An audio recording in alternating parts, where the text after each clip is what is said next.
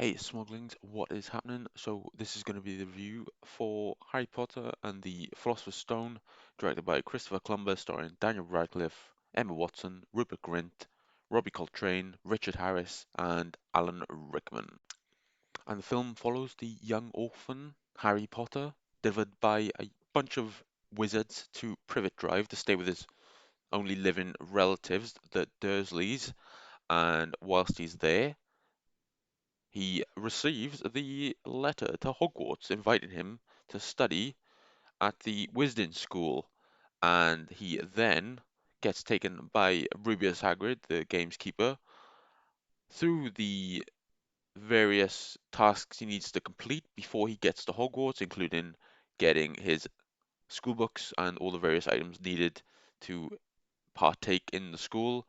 And we get to Hogwarts, and then he partakes in various adventures throughout the school. So for a bit of context, I absolutely adore this film. This one is very important to me. It may be my favorite film of all time. I have a few that are in rotation, but this one does come very close, and on any given day, it could be my favorite movie of all time. It's the film that introduced me to cinema, and I absolutely wore out the VHS tape when I had that as a kid. And I could not get enough of it, could not get it off the screen. I was always enchanted by the wisdom world that was on display in this film and really wanted to be in that world whilst watching it as a kid. And I think one of the strengths of the film is that Harry Potter is a very good conduit for the audience. He is experiencing this world for the very first time, like a lot of us were when we first watched it. Now, I do think one of the most key elements to the success of this film is John Williams' score, particularly Hedwig's theme and Harry's Wondrous World, because they are very important in conveying a lot of the emotion and the tone throughout the film, and they are very big characters in their own right. For the bulk of the film, we see Harry and his friends Ron and Hermione go to their classes, partake in various school activities, playing Quidditch, walking around the grounds, and uncovering the mystery of the Philosopher's Stone, this mysterious artifact that is said to be concealed within the castle. And this is the central mystery of the film, and it is the title, obviously, and they are trying to uncover what is going on with this artifact and why so many people after it. A lot of the criticism that is levied against this film is to do with the acting of the young cast, but I think it's really great. I think they've got great chemistry as the three leads of the movie, and they do a really nice job. And the film depends on them having that great chemistry, otherwise, we would not have subsequent sequels because we really need them to feel like they are one unit and are working together because that is the core of the majority of the Harry Potter saga. I will say this is one of the most faithful adaptations of a book I've ever seen because I am also a massive fan of the book and the book series of Harry Potter, and it's a very faithful recreation. And I'm not always a massive fan of that. I think if it's an adaptation, it should adapt, as in change things that need to be changed. And if it's necessary, I would like things to be omitted. And there are a few scenarios that are omitted within this film from the novel, but I think it's the right material omitted for a theatrical presentation. Now, watching this film again really hit me with a wave of nostalgia because it is one of the earliest films I remember seeing as a little kid, and really did make a big impression on me. And J.K. Rowling did as a writer because she's one of my heroes as a writer. I absolutely adore her writing, and I think she did an amazing job creating this world, crafting this world. And I think Christopher Columbus, the director, did a really great job of introducing us to the characters and the world of Harry Potter. It can be hard to be objective when you're reviewing a film that really defined your love of the medium. I will do my best here.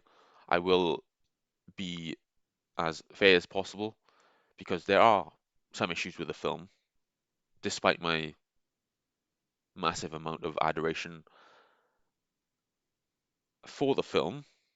There are some mistakes within the film, and you can see various scenes that have some mistakes contained within them, where a actor will be mouthing the words of another actor's line, but they're all very charming and really add to the authenticity of this film because this was a massive production.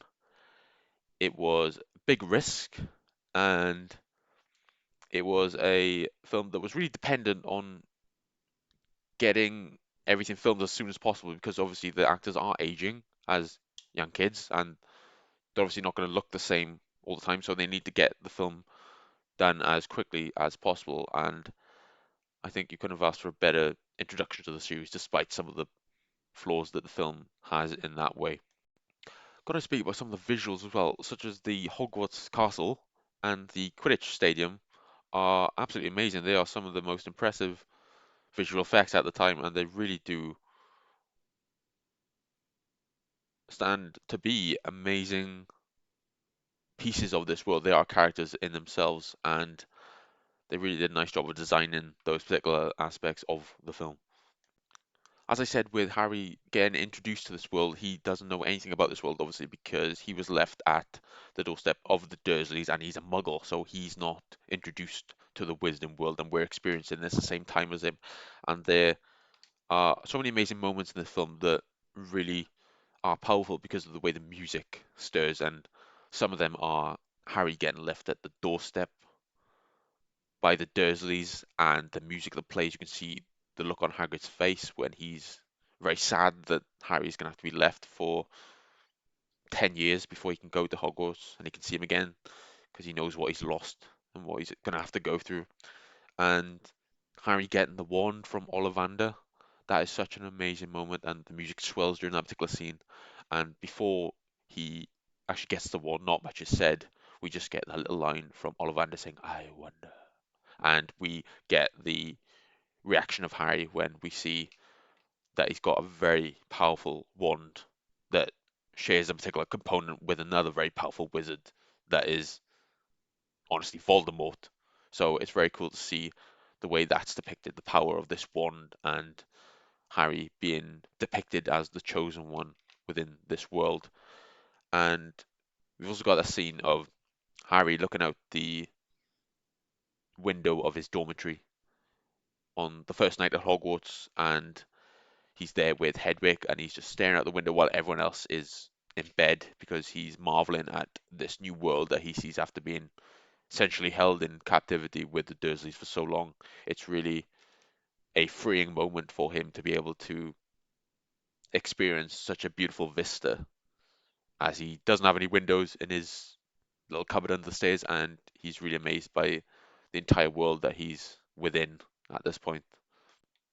Now, I have to say, all the performances are amazing in this film, but one person that really stood out to me is Robbie Coltrane as Rubius Hagrid. Watching it again, he really does have an amazing presence as a warm guardian and guide for these three young wizards in this world. He really does have an amazing presence and has a lot of humor in the film as well. There's a lot of great lines within the film that he says, and it makes for some really great and touching moments. And he's such an important part of this film that doesn't get talked about enough.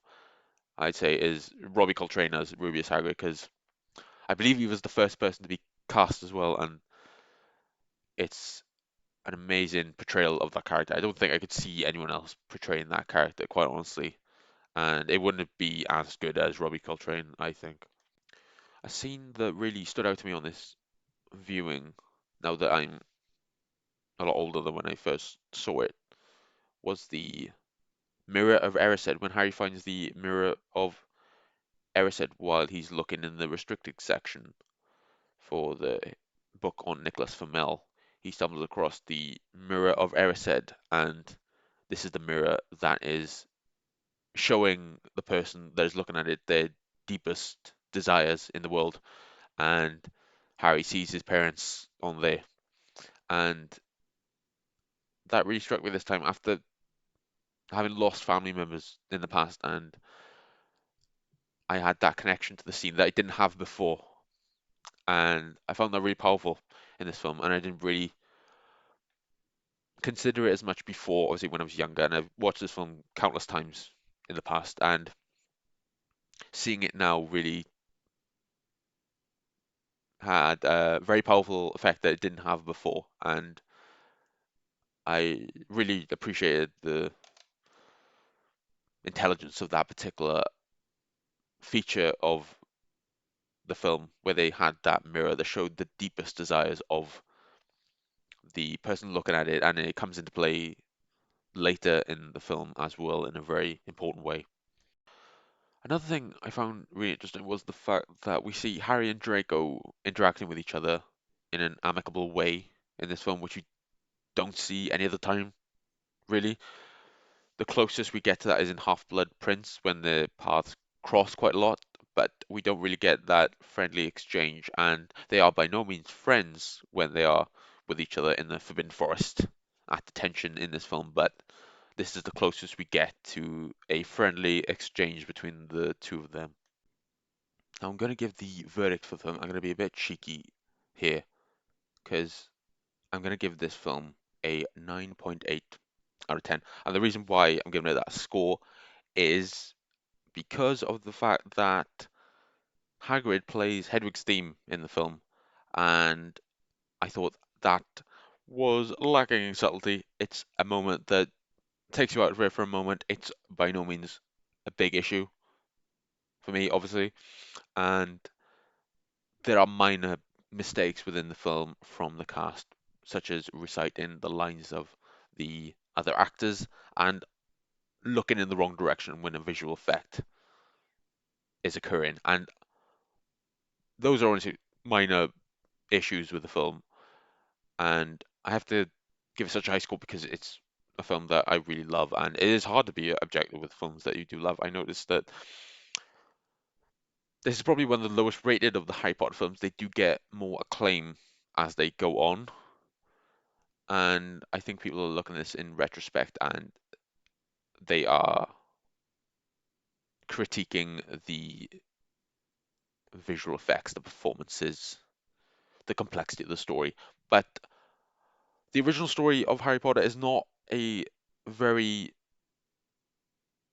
dense, complex philosophical book, but it obviously has themes of that and it touches on that, and you see that within the film and the idea of desire and the notion that it's not good to dwell on what you've had in the past. You need to live your life to the fullest without actually dwelling too much on the past, like Harry dwelling on the death of his parents, which is obviously very tragic and it's a hard thing to get over, but he needs to accept that they're not there anymore and there are other things that will fulfill him in life. And I think that's a really powerful message and really good.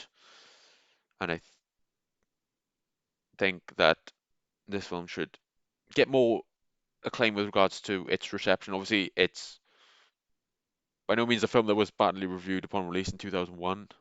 It got a lot of great scores, but I think that people tend to compare it too harshly to the other entries, which are very great. Obviously, a lot of the other films, but they are very different, and the stories are very different, and they get more complex as the films develop. So those are my thoughts on Harry Potter and the Philosopher's Stone.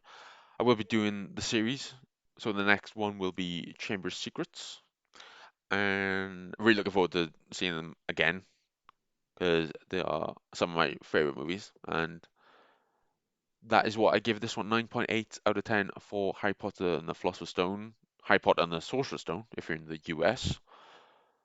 But that is my review score, guys. So what do you think of the Harry Potter series? Are you a fan of Harry Potter? Let me know your thoughts below, and that is going to be that. This will be dropping on the Monday, so you'll see this on the Monday. So I really appreciate you, Smugglings, and I will see you in the next video. So cheers, guys, and bye bye.